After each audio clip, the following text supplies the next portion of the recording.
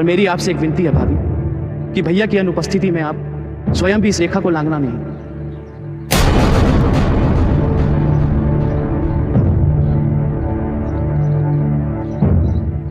लीजिए मुनिराज, भोजन लीजिए। यहीं ले आओ देवी, यहीं ले आओ। आपको ही कष्ट करना पड़ेगा महात्मा। देवी बहुत थक गया हूँ, वहां तक उठकर आना संभव नहीं। जो कुछ लेके आई हो यहीं ले आओ। भगवान, आपको ही कष्ट करना होगा, क्योंकि मेरे लिए सीमा है जिसका उल्लंघन मैं नहीं कर सकती। देवी, आप किन संस्कारों में पली हैं मैं नहीं जानता, परंतु हमारे देश की संस्कृति द्वार पर आए हुए अतिथि को भगवान मानती है, और आप हमें भोजन न देकर हमारा निरादर कर रही हैं। ऐसा पाप मैं कभी नहीं कर सकती मुनिराज।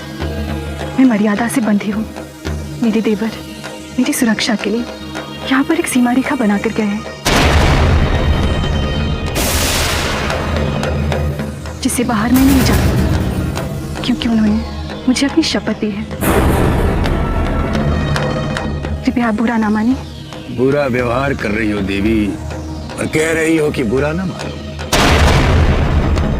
पहले हमें कुटिया के अंदर आने से मना किया, और अब ये रेखा से बधा हुआ भोजन देना चाहती हो, जैसे हम कोई पशु पक्षी हैं।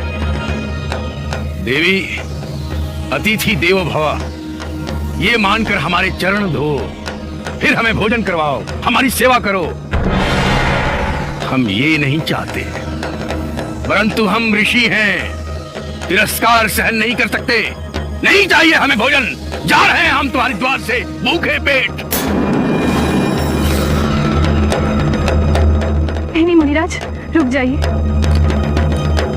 मुझे पाप का भागी ना बनाइए।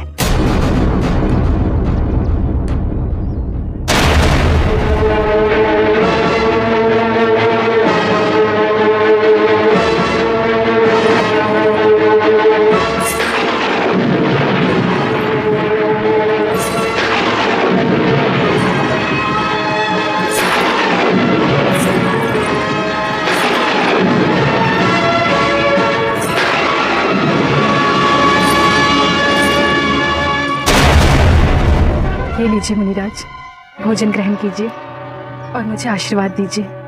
क्या ललाट है! अवश्य किसी राजघराने से हो देवी।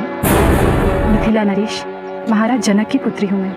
ओहो, मिथिला नरेश की राजकुमारी, और इस अवस्था में राजमहलों में पली इस कुटिया में अपना यौवन क्यों नष्ट कर रही हो देवी? तुम्हें तो इस त्रिलोकी के किसी राजा की पत्नी होना चाहिए। मेरे लिए मेरे पति त्रिलोकी के राजा ही है, और उनसे बढ़कर कोई भी वीर इस सृष्टि में नहीं है। अपना पति सबसे प्यारा, किंतु वीर वही है देवी जिसके नाम से संसार के सभी प्राणी थर्रा उठे, जिसकी आज्ञा से सूर्य चंद्र आदि ग्रह चलायमान हो, जिसके सामने ब्रह्मा और विष्णु भी शस्त्र उठाने की हिम्मत न करें। कौन है वो? लंकापति रावण।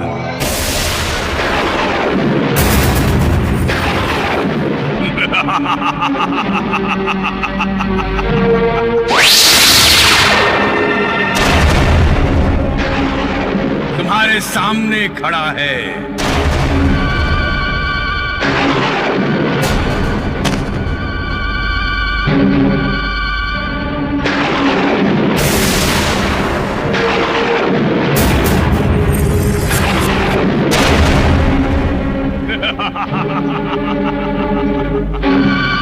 सीते। रावण, तुम कपटी?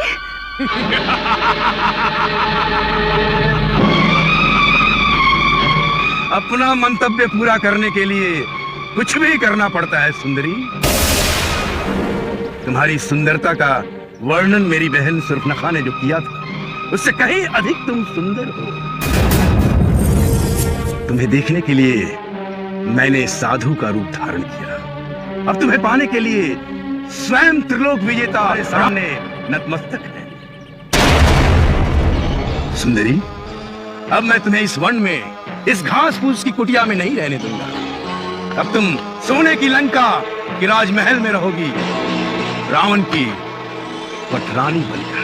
बस अब एक भी शब्द अपने मुंह से ना निकालना। चुपचाप यहां से चले जाओ यदि अपना जीवन चाहते हो तो, अन्यथा मेरे पति अपने एक बाण से तुम्हें और तुम्हारी सोने की लंका दोनों को भस्म कर देंगे। हे कमल लोचने, तुम हम राक्षसों की शक्ति नहीं जानती। खर और दूषण ये दोनों तुम्हारे ही भाई थे ना? 14,000 राक्षसों के साथ इन दोनों का अंत कर दिया था मेरे पति ने। तुम्हारी राक्षसी ताड़का, उसका भी अंत मेरे पति ने ही किया था। अभी तुम यहां से नहीं गए तो अपने आप को त्रिलोक विजेता मानने वाले रावण तुम्हारे साथ साथ तुम्हारे पूरे वंश का अंत कर देंगे। मेरे रघुवीर, तुम्हारी भलाई इसी में है कि मेरे पति और मेरे देवर के आने से पहले पहले तुम यहां से भाग जाओ। भागेंगे सुंदरी, लेकिन तुम्हें अपने साथ लेकर। हट जाओ मेरे रास्ते से।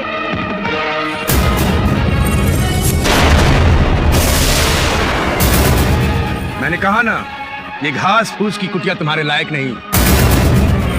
चलो मेरे साथ मेरे राजमहल में। कभी नहीं। स्त्री एक बार अपनी मर्यादा रेखा को लांघ जाए तो फिर वापस लौटना असंभव है सुंदरी। अब इस घास फूस की कुटिया को सदा के लिए भूल जाओ। मेरा विमान तुम्हें समुंदर पार लंका द्वीप ले जाने के लिए तैयार है। चलो मेरे